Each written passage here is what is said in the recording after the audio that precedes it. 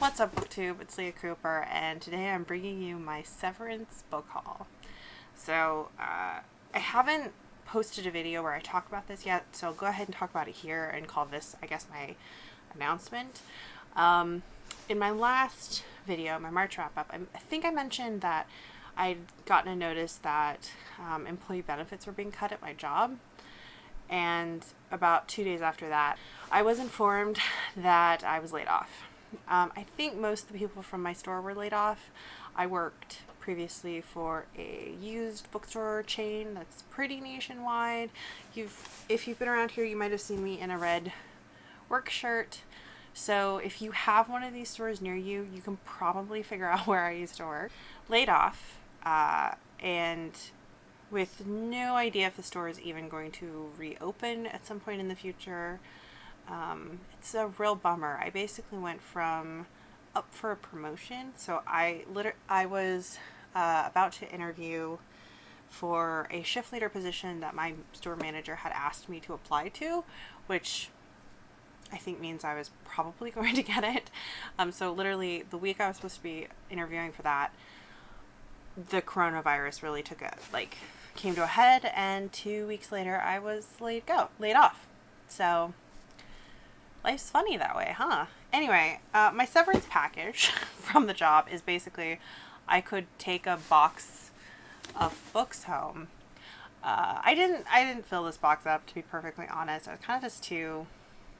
I didn't want to really dig through the store. I cleared off my employee shelf where I'd been stockpiling stuff I wanted to buy, and I grabbed a couple of other things that had come in recently, and I called that good.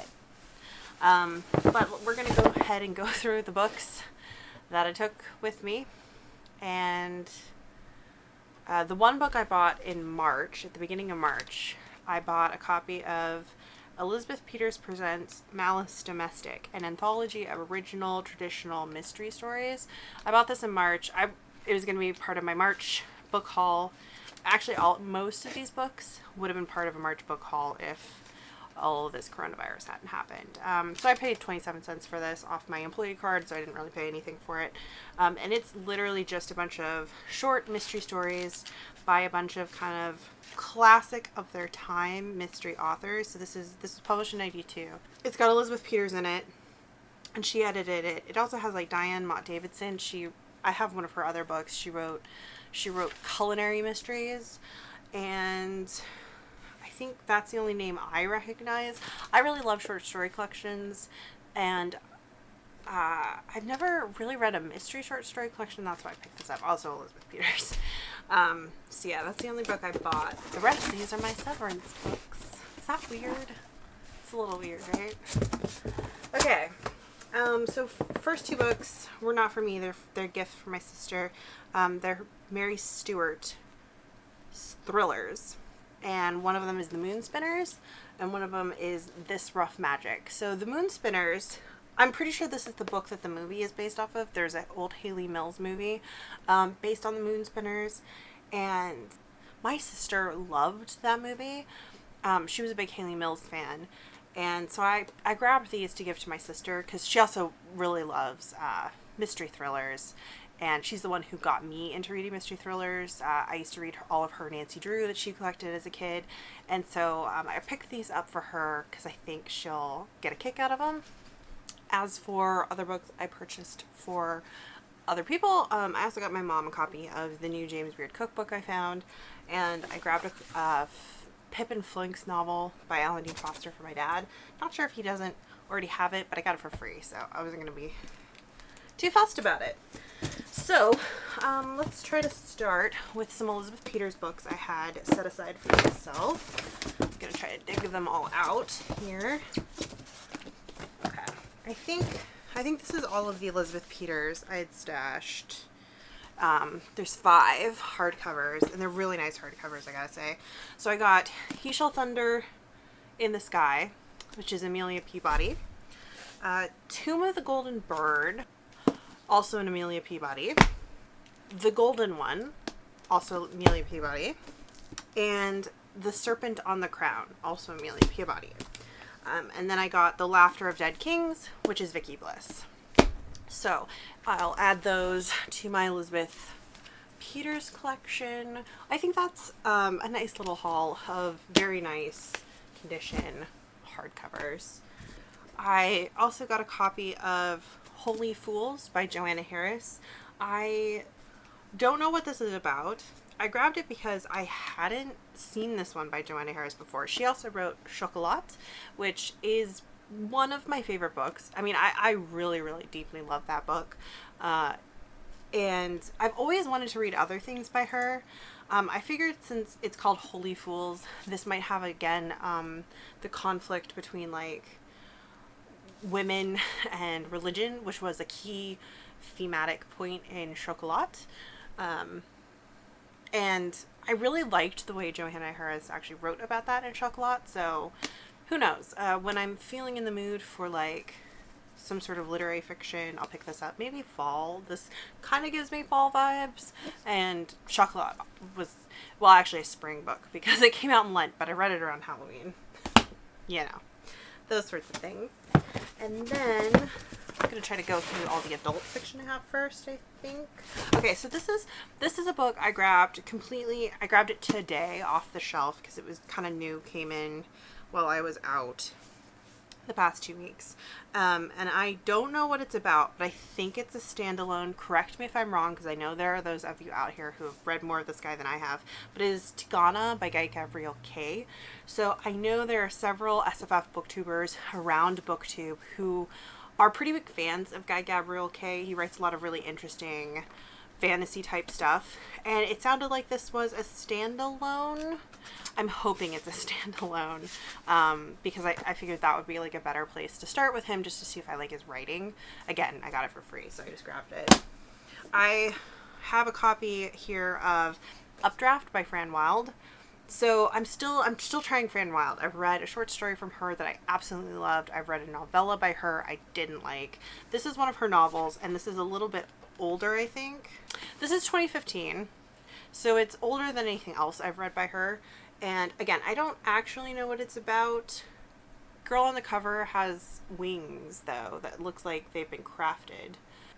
So Kirit Densara has been eager to win her wings from the city and begin flying as a trader. But when Kirit inadvertently breaks Tower law, she must face the Singers, the foreboding and secretive governing body. The Singers offer her a way out from the harsh consequences of lawbreak. In order to prove her obedience, she will have to join them. So fantasy with maybe some kind of either magical or technological wing flying stuff. I'm really hopeful. I want to find a Fran Wilde novel that I love as much as the short story I've read from her. Okay, I also got this copy of the Dragonriders of Pern. So I know for a fact that I already own Dragonflight and Dragon Quest. I think Dragon Quest is behind this bookshelf, and Dragonriders is right here. But all of my copy, and I have one other Pern book. I don't know if it's the White Dragon. This is an omnibus of Dragonflight, Dragon Quest, and the White Dragon, which is like the first 3 written Pern books. It's the core 3 Pern books. So obviously this copy of Pern, which I just read, is really beat up. And my other copies of Pern, like Dragon Quest, I know for a fact is equally as beat up. So this is just a nice omnibus edition. It's not worn excessively or anything. And I just wanted to replace these very, very old, falling apart mass market paperbacks with a better copy that I could just keep on my shelf and like let other people read without having to worry about them completely tearing it apart. Plus, I do want to read these, and I couldn't remember if I had the White Dragon. Okay. I also got a copy of A Long Day in Lichford by Paul Cornell. This is the second novella. It's a Tor.com novella in, I don't know, the Lichford series. I don't know what the series is called. The first one is Witches of Lichford, which I have on ebook. Haven't read it yet, but I figured I'd give 2 of them, that one and this one, a try. Because I have heard, you know, relatively positive things about that little series. And then a couple of things I grabbed today. I didn't have them set aside on my shelf, but I decided to go ahead and get them, are some Patricia A. McKillop. So I am currently reading The Forgotten Beasts of Eld by Patricia A. McKillop, and I'm really actually quite enjoying it. I was afraid around the 40% mark it was going to go in a way I did not like, but then it completely, like, something happened. It went a really good way instead of going the really bad way I thought it was going to. So I'm actually quite enjoying this. It's a pretty easy read. Like, the writing is very easy to just kind of fall into and get swept away in. So I figured I'd pick up a couple more of these Patricia A. McKillops as I was leaving. No idea what any of them are about, but I got the book of Atrix Wolf, which I want to say is one of her award-winning ones. World Fantasy Award winning author. Okay, never mind. But this is one, this came out, I think, before The Forgotten Beasts of Eld, and I want to say it's an award-winning one. I don't know. Anyway, so I got that one. I also got In the Forests of Ser. Again, no idea what it's about. These are all in really good condition too. That was another reason to just go ahead and grab them. And then I also got Odd Magic. So, 3 gorgeous Patricia A. McKillops. Like, one of the reasons I say they're gorgeous is these covers. Let me see if I can get it. Okay, I think that's in focus.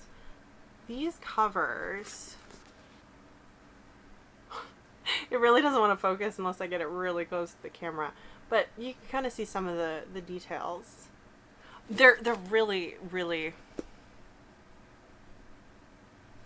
They're really, really beautiful books. And like I said, I'm enjoying the one I'm reading, so I want to read more. And then I also grabbed another Robin McKinley book. I think this is the 3rd Robin McKinley I've bought. I've got Deerskin and I've got Spindle's End right here. And this is The Outlaws of Sherwood, which is obviously going to be a Robin Hood retelling, and I am a sucker for Robin Hood. I don't think I've read any Robin Hood retellings, but obviously McKinley is a very well-respected author, and I do really want to read her books instead of just collecting them. So yeah, this one sounded fun. I guess we've transitioned with those books seamlessly into the YA section. So I picked up a couple of Gail Carriger books. I'm bummed we didn't have more of these, but I got Waistcoats and Weaponry, which is the 3rd book in the Finishing School series. We had the first 3, but 2 of them sold. I didn't buy them because it's like I've already read them, but since I got this for free, I just went ahead and snagged it. Because this is my favorite Gail Carriger series so far. Like, I really love this series. Highly, highly recommend it. I grabbed this one, and maybe one of these days I'll get the other ones. And then I also got a copy of Imprudence, which is the 2nd book in the Custard Protocol series. This follows the main series, and it is about the daughter. I'll just read book 1 on the library and read book 2 right there. And then I've also got a copy of another impulse grab today, Walk the Earth, A Stranger by Ray Carson. So literally before I went to clear out my shelf at work, I was watching Jade from the Bedtime Bookworm talk about underhyped SFF. I'll leave a link to the video down below. She mentioned this as an underhyped fantasy, and I do know, I can't remember, Ray Carson wrote another series that's like really popular, isn't it? Like, I can't remember. I can't think of what it's called. But anyways, I liked the sound of this one. The Gold Rush era magic alternate history, which is something I'm like really interested in. So we'll give it a go. We'll try it out. And then the last book I got was a Susan Cooper novel that I had not heard of before, and it's The Boggart. So this is obviously like a pretty young kids book by Susan Cooper, and I don't know what it's about. Okay, Emily and Jess Volnick's family inherits a remote, crumbling Scottish castle. They also inherit the Boggart, an invisible, mischievous spirit who's been playing tricks on residents of Castle Keep for generations. So it's just gonna be a silly little Susan Cooper fantasy ghost story. And then the last thing I took are 2 TV shows. So I've got this copy of The Vision of Escaflowne, which is the only anime I was ever into as a kid. And I don't know if these are bootlegs, like Chinese bootlegs, or not. And I have no idea what the quality is, but it says world region, so it shouldn't be region locked. I don't even know if region locked is really an issue anymore with computers.